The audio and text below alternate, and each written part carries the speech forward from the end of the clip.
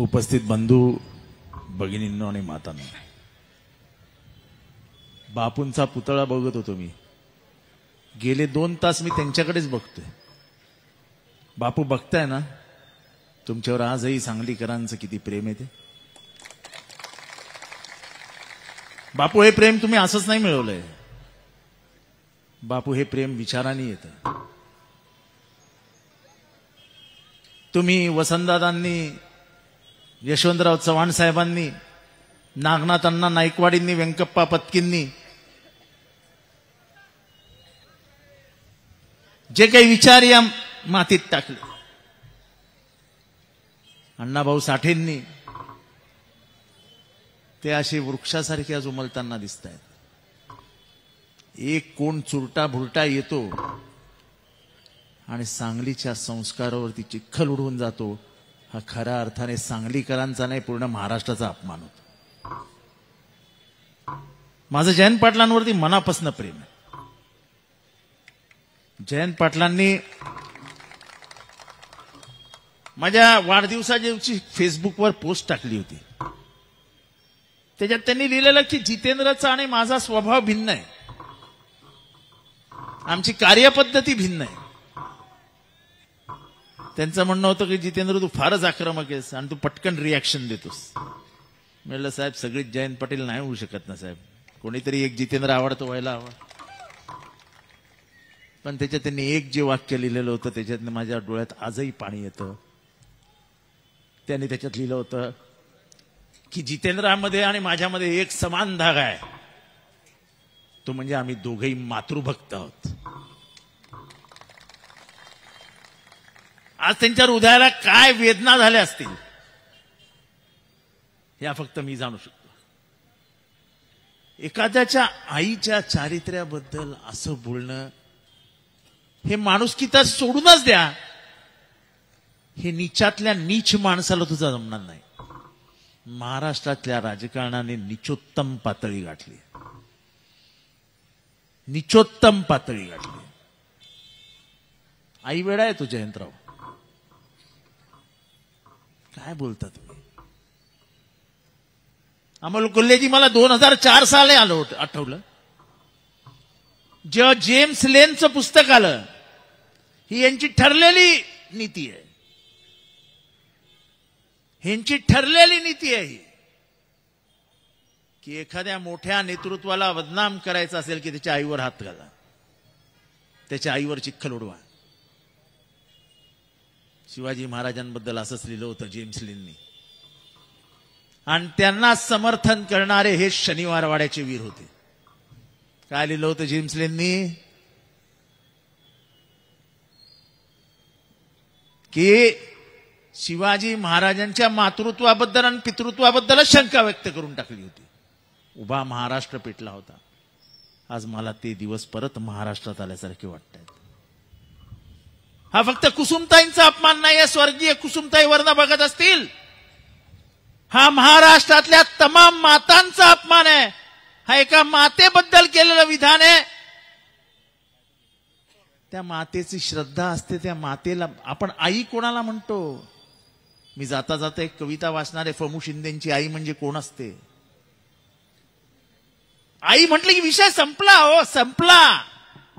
मला राजकारणावर बोलायचंच नाही. कुत्तर, मांजरं, डुकरं, पिकरं, मला काही बोलायचं नाही. त्यांचा मला अपमान करायचा नाहीये.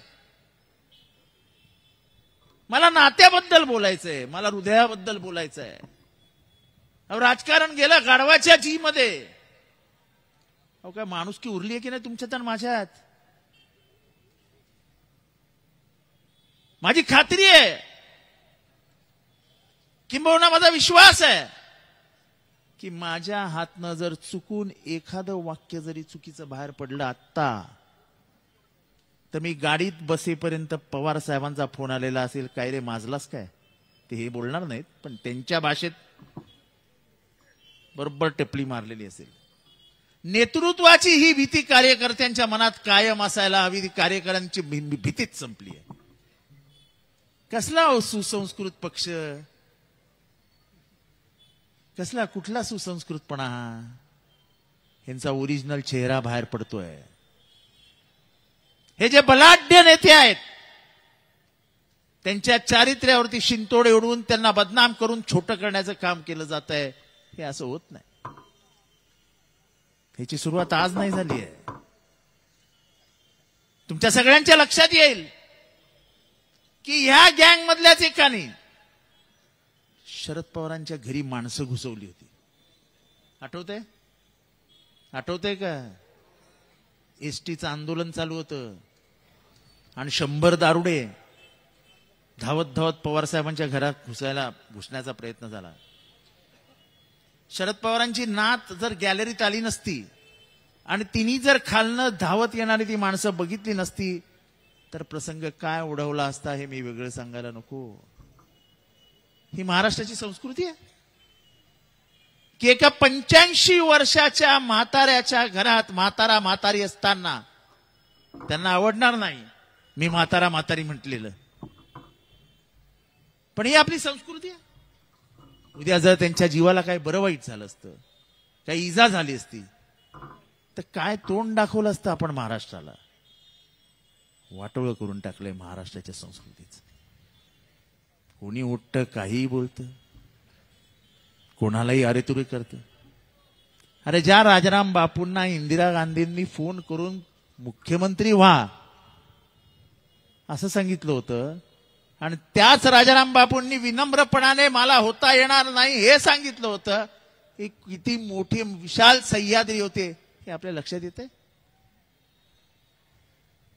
आज पी.के. अण्णा पाटलांचं नाव निघालं, पण चंद्रशेखरजींबरोबर अख्खा महाराष्ट्र पालथा घालणारे कोण नेते असतील ज्याने अख्खा महाराष्ट्र पायाखाली घालून अख्खा महाराष्ट्र फिरले असतील तर त्याच्यातले एक नाव हे इथे आहेत, राजाराम बापू. दिलीप पाटील भाग्यवान आहात की तुम्ही अशा नेत्यांच्या हाताखाली तयार झाले. यांनी काय शिकवलं महाराष्ट्राला? सुसंस्कृतपणा. शिक्षणाने श्रीमंत करून टाकला. मी नेहमी म्हणतो, विशाल पाटील बसलेत की वसंतदादा पाटलांचं शिक्षण किती होतं? कितवी? 4थी पास होते ना, 4थी पास. पण महाराष्ट्रातली पोरं मणिपालला जाऊन इंजिनिअरिंग का शिकतात? ती महाराष्ट्रातच शिकली पाहिजे लाडसाहेब असं म्हणत अख्ख्या महाराष्ट्रामध्ये इंजिनिअरिंग कॉलेज आणि मेडिकल कॉलेजचा पाऊस पाडणारा पहिला शिक्षण महर्षी कोण? तर वसंतदादा पाटील. अरे ही ओळख आहे महाराष्ट्राची. लोक मला प्रश्न विचारतात, शिंदे साहेब आता सांगायला हरकत नाही की तू मंगळसूत्र चोर का ओरडलात. मी खरंच सांगतो, मी गेल्या अनेक वर्षामध्ये त्या माणसाचं नावच घेतलेलं नाही. मी कधीच त्या माणसाचं नाव घेत नाही. मी असं चालत येत होतो. मी चालत असताना हे 4-5 माणसांबरोबर बाजूला उभे होते. मला मागून आवाज आला की हा बघ आला रे. मी जितेंद्र आव्हाड आहे. मी शांतपणाने ऐकून घेणाऱ्यातला जयंत पाटील नाही. माझा तोल सुटला आणि मी मंगळसूत्र चोर ओढलं. नाव थोडी कुणाचं घेतलं होतं. मी कुणाचं नाव घेतलं होतं का? मी कुणाचं नाव मंगळसूत्र चोर म्हणून कुणाचं नाव घेतलं होतं का? मग एवढा राग कशाला आला रे बाबा?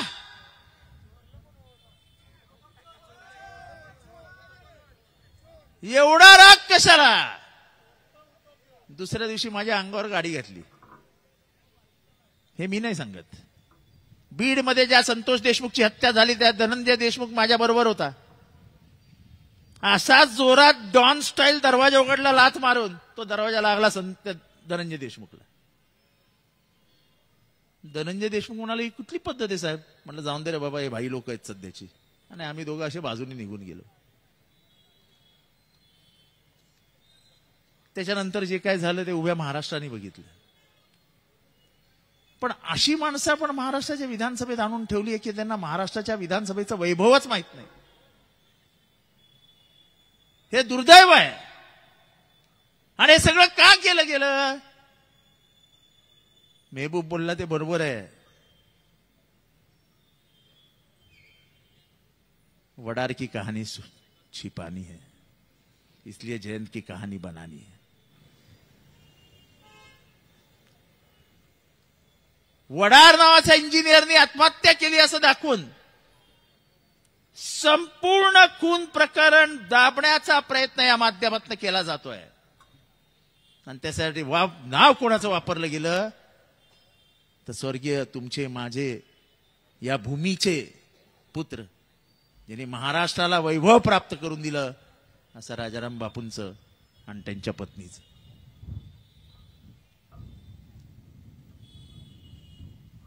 त्या आजी आल्यात का? 80 वर्षाच्या आजी ज्यांचं मी प्रकरण काढलं होतं विधानसभेत. मला आज या व्यासपीठावरनं विधानसभेच्या अध्यक्षांना विचारायचं आहे की विधानसभेचे अध्यक्ष आम्हाला सांगा, आम्हाला आश्वासन दिलेलं गेलेलं होतं की जी 18 एकर जमीन कोणीतरी पडळकर नावाच्या माणसाने त्या म्हातारीची लाटली होती तिला आम्ही ताबडतोब इन्क्वायरी करून परत देऊ असं मला आश्वासन दिलेलं होतं. त्या 18 एकर जमिनीचं झालं काय? कसे काय फिरले तिचे 7 बारे? कशा घेतल्या गेल्या तिच्या खोट्या सह्या? हे इतकं आम्ही बोंबलून विधानसभेत सांगतो, काही होत नाही. आणि मग यांची हिंमत वाढते आणि हिंमत वाढल्यानंतर हे सगळं होत असतं. सुसंस्कृत पक्ष बीजेपीच्याकडनं एक निषेधाचा शब्दही नाही आला. जयंत पाटील म्हणजे मृदुभाषी. मला आजपर्यंत जयंत पाटील कोणाच्या अंगावर ओरडलेत असं देखील कधी दिसलं नाही. कधी जयंत पाटलांच्या चेहऱ्यावरती राग दिसलाय कोणाला? पण मी सांगतो, मी जयंत पाटलांना एकदा चिडलेलं बघितलंय. मी नाव घेत नाही कोणाचं. मी विधान परिषदेमध्ये होतो आणि जयंत पाटील प्रश्न उत्तराच्या तासाला माझ्या समोर बसले होते. तेव्हा शिवसेनेचे एक ज्येष्ठ नेते, ते सुद्धा थोडेसे गरम डोक्याचे होते, हृदयाने खूप चांगला माणूस तो. ते असे प्रश्न उत्तराच्या तासात वादविवाद झाला म्हणून चालत चालत चालत चालत समोर आले. जयंत पाटील साहेब असे बसून होते, त्यांच्याकडे बघत होते. ते काय काय बोलत होते. जयंत पाटील शांतपणाने त्यांच्या स्टाईलमध्ये असा गालातल्या गालात हसत त्यांच्याकडे बघत होते. पण जेव्हा त्यांनी आई या शब्दावरनं शिवी दिली तेव्हा हा वारणाचा वाघ जो काय जागा झालेला मी बघितला, तेव्हा मी बघितलं, म्हटलं हा माणूस वेडा आहे, हा आईच्या नावाने कोणाचं काही करून टाकेल. आणि ही गोष्ट खरी आहे. याला नेतृत्व जबाबदार आहे. याला नेतृत्वच जबाबदार आहे. एखादा कार्यकर्ता वायफळ बोलतो, वाचाळ होतो आणि त्याचा जर कान पकडला गेला नाही तर मागचा कार्यकर्ताही तेच करतो. आणि मी परत एकदा माझ्या महाराष्ट्रातल्या माता भगिनींची माफी मागतो की जे महाराष्ट्र सरकारने करायला पाहिजे होतं. मला विचारायचं आहे अजित पवारांना, एकनाथ शिंदेंना, तुमची लाडकी बहीण, अहो इथं लाडकी आई होती, एका आईचा अपमान करून गेला तुमचा आमदार. आज समस्त माता भगिनी महाराष्ट्रातल्या मनामध्ये त्यांचा आक्रोश आहे की आमच्या श्रद्धेवरती शंका निर्माण होते.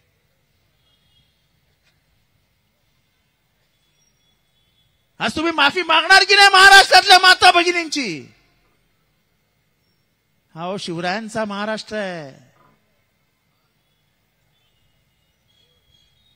एका स्त्रीकडे वाकड्या नजरेने बघितलं म्हणून आपल्या सरदाराच्या हात पाय तोडणारे शिवराय कुठे? आणि आपल्यातल्या एका आमदाराने आपल्याच एका नेत्याबद्दल, म्हणजे भलेही तो विरोधी पक्षातला असेल, त्याच्या आईबद्दल काढलेल्या उद्गारानंतर त्याचा कान न पिळणारं हे नेतृत्व कुठे? मला कोणाचंही नाव घ्यायचं नाही, पण एक लक्षात ठेवा, सारवासारव करण्याची प्रयत्न करू नका. बदनाम तुम्ही होत आहात. तुम्ही ह्याच्यातनं लांब राहू शकत नाही. जे काही हे माणसं वाचाळ वीरासारखी बोलतायत, त्यांचा बोलवता धनी कोण आहे हे सगळ्यांना दिसतंय, सगळ्यांना कळतंय. ह्याच्यापासून तुम्ही दूर पळून जाऊ शकत नाही. आणि म्हणून माझं आव्हान आहे एकनाथ शिंदे साहेब सांगा, तुमच्या आईबद्दल कोणी बोललं असतं तर तुम्ही काय केलं असतं? अजित पवार साहेब, तुमची आई जिवंत आहे, तुमच्या आईबद्दल असं कोणी बोललं असतं तर काय केलं असतं? पक्ष वेगळे असतील हो, आपण काय एक दुसऱ्याचे वैयक्तिक वैरी नाहीये, आपण विचारांनी एकमेकांच्या विरोधात आहोत. या महाराष्ट्र धर्म आहे. बरोबर बोलले टोपे साहेब तुम्ही. या महाराष्ट्राच्या धर्माला सुरुंग लागला, महाराष्ट्र धर्माला सुरुंग लागला. तोरणा किल्ल्यावर गेलेले 18 जण हे विविध जातीचे होते आणि त्यातनं रयतेचं राज्य उभं राहिलं. त्या 18 जाती आम्ही वेगवेगळ्या केल्या, कारण का आम्हाला रयतेचं राज्यच मान्य नव्हतं. आम्ही पेशवाईचे वारसदार आहोत, आम्ही रयतेच्या राज्याचे वारसदार नाही. आणि म्हणून आम्हाला धनगराला वेगळं काढायचंय, आम्हाला मराठ्याला वेगळं काढायचंय, आम्हाला वंजाऱ्याला वेगळं काढायचंय, आम्हाला साळ्याला वेगळं काढायचंय, आम्हाला क्षुद्रांना वेगळं काढायचंय आणि या सगळ्यांना आपापसातलं लढवायचंय. म्हणजे करायचंय काय? तर शिवाजी महाराजांनी निर्माण केलेला महाराष्ट्र धर्मच एकदा गाडून टाकायचंय. आम्हाला शिवाजी महाराजांचा इतिहासच संपायचा. आणि म्हणून आम्ही बोलतो कशावर? तर औरंगजेबाच्या कबरीवर, की जी औरंगजेबाची कबर आमची ओळख आहे, इतिहास साक्षी आहे की जगातला सर्वात मोठा सुलतान याला आम्ही पुरला कुठे, गाडला कुठे? तर माझ्या महाराष्ट्रामध्ये. लाखाचं सैन्य घेऊन आलेल्या अफजल खानाला आम्ही संपवला, त्याला गाडला कुठे? तर आमच्या महाराष्ट्रामध्ये. शिवरायांवर तलवार चालवणाऱ्या शाहिस्ते खानाला आम्ही मारला कुठे? आमच्या महाराष्ट्रामध्ये. ही इतिहास पुसण्याची तुम्हाला काही काय झाली आहे? कारण का पेशवाई या शिवरायांच्या सावलीसमोर दिसतच नाही. तुम्हाला पेशवाई मोठी करायची, पेशवाईचे विचार मोठे करायचे आहेत. आणि पेशवाईमध्ये अमोल कोल्हेजी, मी काय वेगळं सांगायला नको. स्त्रियांचा सन्मान घटकंचुकीने केला जायचा, हे काय वेगळं सांगायला नको मी. आता घटकंचुकी इतक्या लोकांमध्ये सांगायला नको मी. आणि म्हणून आज मला कौतुक वाटतंय. मी दिलीप पाटलांना विचारलं आणि मला तारीख लक्षात नव्हती. आज राजाराम बापू पाटलांना जाऊन 50 वर्ष झाली. 50 वर्ष. पण प्रत्येकाच्या डोळ्यातलं प्रेम बघून आज मन भरून येतं की माणसांनी कशी माणसं घडवली. आज जेव्हा दिलीप पाटील बोलत होते, दिलीप पाटलांचे फक्त अश्रू येणं राहिलं होतं. ते ज्या आस्थेने बोलत होते, ज्या आदराने बोलत होते. एखाद्या माणसाला आपल्या नेत्याबद्दल किती प्रेम असावं हे आता काय राहिलं नाही. होते बरोबर बोलले. रात्री आपल्याबरोबर जेवायला बसतो, सकाळी चहाला दुसऱ्याच्याच घरी गेलेला असतो. महाराष्ट्राच्या राजकारणात काहीच खरं राहिलं नाही. सिर्फ लक्ष्मी दर्शन. 50 कोटी, 100 कोटी, 200 कोटी. मानसिंगराव येतात ना ऑफर आपल्याला. ते असं आहे. आता विकत घ्यायचं माणसांना. माणसांचं मोल ठरलंय. पूर्वीच्या काळात माणसं अनमोल होती, अनमोल. मी विद्यार्थी दशेत होतो, यांनी सोयाचं काम करायचो. पण एवढ्याशा चड्डीमध्ये आणि बंडीमध्ये बसलेल्या वसंतदादांना असे खिशातनं पैसे पाडून गरिबांना देताना बघितलंय. असं नेतृत्व या महाराष्ट्राने बघितलंय. आता तर अंदर आने दो, त्याच्यासाठी दलालच लावून ठेवलेत. भाग्यवान आहात विशालराव की तुम्ही त्या खानदानाचं प्रतिनिधित्व करता. आणि म्हणून हे राजकारण वगैरे जाऊ द्या, हे होत राहील. पण जे काय या महाराष्ट्रात चालू आहे, ही तुकारामाची भूमी आहे, ही माझ्या माऊलीची भूमी आहे, ही डॉक्टर बाबासाहेब आंबेडकरांची भूमी आहे, ज्यांनी तुम्हाला आणि मला संविधान दिलं. आणि म्हणून मी आईवरची एक शेवटची कविता वाचून आपल्या शब्दांना विराम देतो. खर तर मला हा सगळा विचार राजकारणाचा दिशेने न्यायचाच नाहीये. जो माणूस बोललाय तो एका आईला बोललाय. आणि असा माणूस जन्माला यायचा आहे की ज्याला आई आठवली की डोळ्यात थेंब येत नाही, असा माणूस या जगात जन्माला यायचा आहे. ते जयंत पाटील असो नाही तर जितेंद्र आव्हाड असो नाही तर तुमच्यातलं कोणीही असो, आईच्या वर्षश्राद्धाला डोळ्यात पाणी येतं की येत नाही? येतं की येत नाही? येतं ना? मग आज विचार करा, जेव्हा कुसुमताईंवर, स्वर्गीय बापूंवर जेव्हा बोललं गेलं, तेव्हा या मृदभाषी सुस्वभावी जयंत पाटलांच्या डोळ्यात काय आलं असेल? तो माणूस दाखवणाऱ्यातला नाहीये, त्यांचा एक स्वभाव आहे. त्यांच्या चेहऱ्यावर तुम्हाला वेदना कधी ते दाखवणार नाहीत. मी नेहमी म्हणतो की शरद पवारांच्या डोळ्यात अश्रू येत नाही म्हणून शरद पवारांना हृदय नाही असं समजू नये. शेवटी तो पण माणूसच आहे. रात्री तोही एकटाच असतो आणि एकटा असल्यावरती तोही विचार करत असेल, माझं चुकलं काय, हे मला का सोडून गेले. सगळंच काही उघड्यात दाखवायचं नसतं. माणसाला एकांतपणा खातो कधीतरी, आणि तेच जयंत पाटलांच्या बाबतीत घडत असेल. माझी खात्री आहे की हे वाक्य ऐकल्यानंतर जयंत पाटील एखाद्या खोलीत बंद करून ढसाढसा रडले असतील, ढसाढसा रडले असतील.